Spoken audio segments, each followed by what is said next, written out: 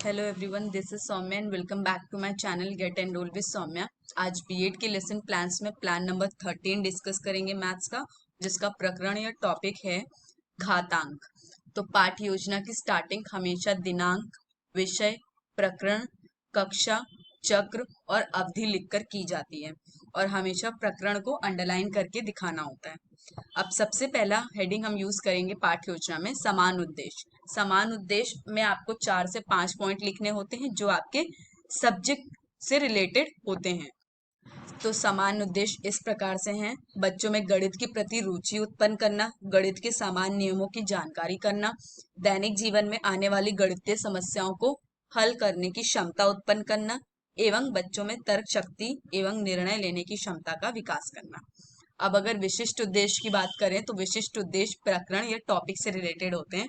तो इसमें लिखा गया है ज्ञानात्मक के अंतर्गत कि छात्र घातांक के प्रत्ययों का प्रत्यस्मरण कर सकेंगे। बोधात्मक, छात्र घातांक से संबंधित प्रश्नों को समझ सकेंगे। नेक्स्ट, विश्लेषणात्मक, छात्र घातांक के घटकों का विश्लेषण कर सकेंगे। संश्लेषणात्मक, छात्र घातांक से संबंधित विभिन्न निष्कर्ष निकाल सकेंगे। एवं क्रियात्मक, छात्र दैनिक जीवन में घातांक से संबंधित ज्ञान का प्रयोग कर सकेंगे। अब सहायक सामग्री की बात की जाए तो आप उन ऑब्जेक्ट्स को मेंशन करेंगे जो आपने टीचिंग के दौरान यूज किया है, जैसे चौक, डस्टर, शार्पनर, चार्ट इत्यादि। यदि आपने कुछ ऑब्जेक्ट्स भी यूज किए हैं चीजों को समझाने के लिए या कंसेप्ट को समझाने के लिए, तो आप उन ऑब्जेक्ट्स का नाम भी यहाँ पर मेंशन कर सकते हैं। नेक्स्ट है पूर्व ज्ञान। अब आप कोई भी टॉपिक पढ़ाते हैं तो आपको मेंशन करना होता है कि उस टॉपिक से रिलेटेड बच्चे को प्रीवियस नॉलेज क्या है, पहले से उस बारे में वो क्या जानता है। तो अब जैसा कि हम देख रहे हैं कि हमने क्लास 7th का टॉपिक लिया है, तो जरूरी नहीं है क्लास 7 से पहले बच्चे ने घातांक के बारे में पढ़ा भी होगा। तो हमने सिंपल वर्ड्स में बता दिया कि बच्चे गुणा करने की सामान्य जानकारी रखते हैं, मतलब मल्टीप्लिकेशन के बारे में तो वो बेसिक नॉलेज रखते हैं, बट घातांक के बारे में सीधे सीधे नहीं रखते हैं, तो वो अब आप पढ़ाएंगे। अब प्रस्तावना प्रश्न की बारी आती है, तो आपको 4 क्वेश्चन फ्रेम करने होते हैं इस तरह से कि जो भी जवाब बच्चा देगा उससे रिलेट करते हुए नेक्स्ट क्वेश्चन का फॉर्मेशन करना है। अब आपने जैसे कि बताया कि गुणा की सामान्य जानकारी रखता है, तो आपको मल्टीप्लिकेशन के कंसेप्ट को यूज करते हुए अपने क्वेश्चन को फ्रेम करना है। तो यहाँ पर आपने पहला क्वेश्चन पूछा कि 2 को 5 से गुणा करने पे कितना आएगा, तो बच्चा बता रहा है कि 10 आएगा। 10 को 10 से गुणा करने पे कितना आएगा, तो बच्चे ने गुणा करके बताया कि 100 आएगा। फिर 100 को 1000 से गुणा करने पे कितना आएगा, तो बच्चा बता रहा है कि इतना आएगा। अब आपने नेक्स्ट क्वेश्चन पूछा कि 1 लाख को घातांक के रूप में कैसे लिखेंगे, तो अब ये समस्यात्मक प्रश्न है। बच्चा घातांक के बारे में अभी कुछ नहीं जानता है, तो अब आप उद्देश्य कथन के रूप में बोलेंगे कि बच्चों, आज हम घातांक के बारे में विस्तार पूर्वक अध्ययन करेंगे, और ऐसा कहते हुए आप आगे बढ़ जाएंगे। तो अब आपके प्रस्तुतिकरण दिया है, मतलब प्रेजेंटेशन फॉर्म के में यहाँ पर चीजें दिखाई गई कि आपने पहले कौन सा हेडिंग चूज किया, क्या एक्शन रहा टीचर प्यूपिल का, क्या बच्चे का रिस्पॉन्स रहा, कौन सी विधि यूज की गई, और क्या बोर्ड वर्क दिखाकर आपने बच्चों को कॉन्सेप्ट समझाया।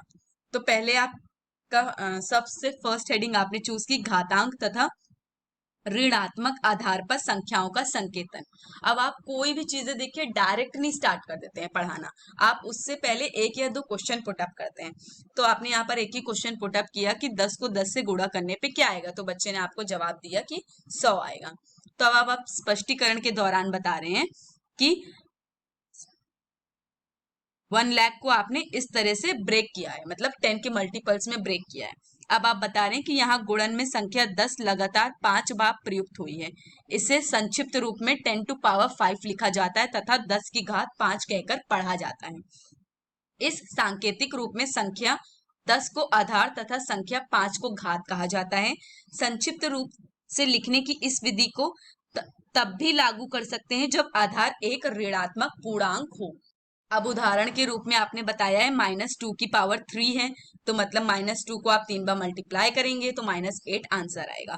यहाँ पर -2 की गुणन आवृत्ति 3 बार हुई है।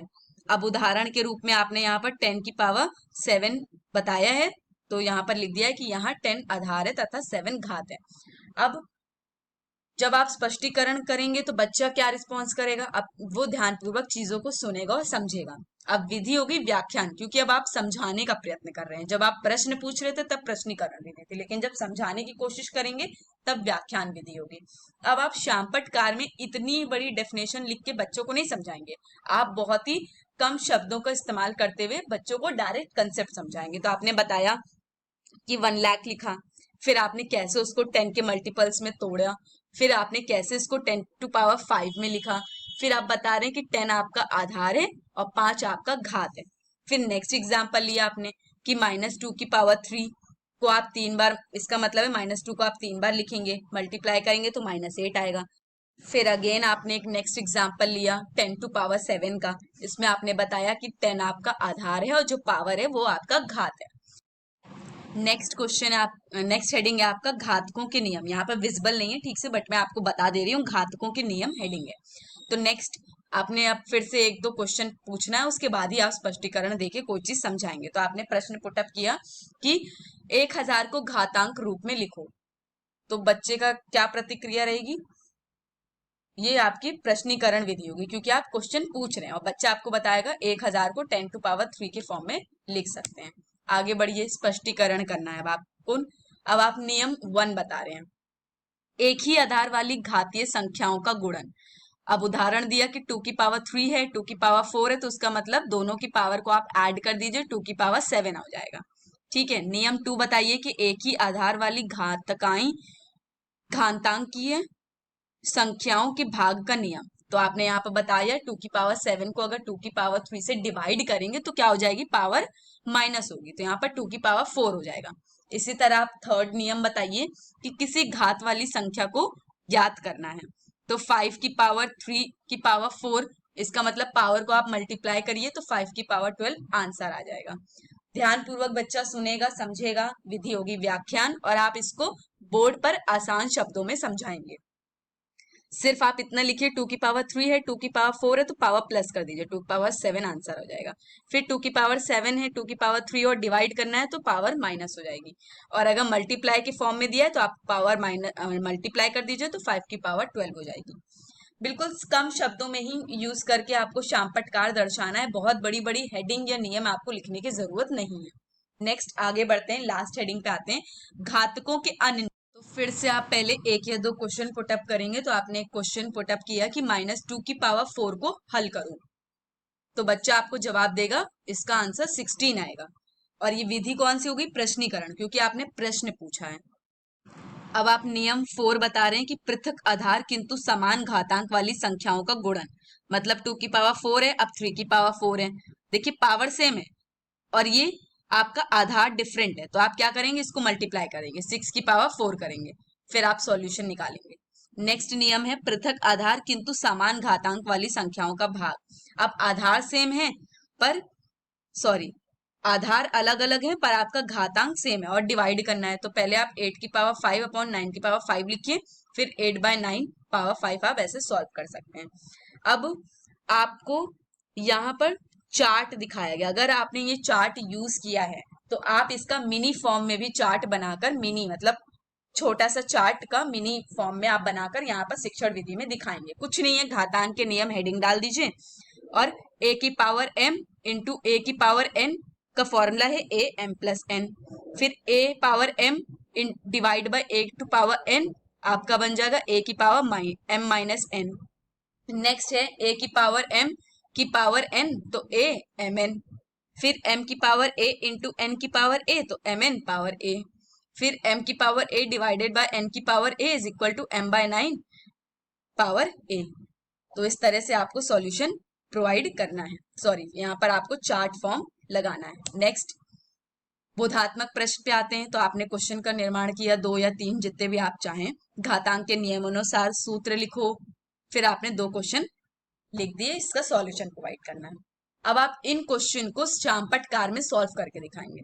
मैंने पहले भी बहुत बार बता चुकी हूँ, मैं फिर से एक बार बता रही हूँ कि शामपटकार को आप पहले 2 भागों में विभाजित समझिएगा, एक और लिखने के बाद ही जब जगह भर जाए तभी आपको दूसरी ओर लिखना प्रारंभ करना होता है।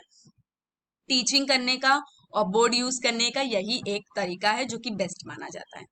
अब आप जैसे आपने पाठ्य योजना की स्टार्टिंग में एक तरफ दिनांक, विषय, प्रकरण और दूसरी तरफ कक्षा, चक्र एवं अवधि मेंशन किया, बिल्कुल सेम एज इट इज आपको यहाँ भी चीजें मेंशन करनी है।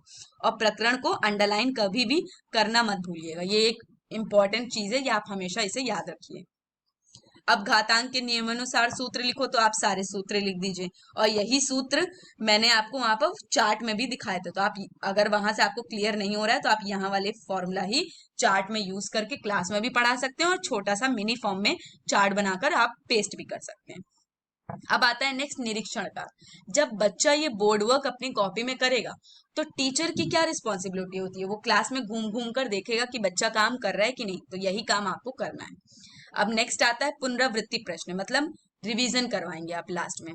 तो मैच द फॉलोइंग के फॉर्म में मैंने यहाँ दिया है, आप चाहें तो fill ups, true false, correct, wrong, right wrong, जिस भी फॉर्म में आप चाहें उस फॉर्म में आप क्वेश्चन फ्रेम कर सकते हैं, और लास्ट में आप गृह कार्य देंगे।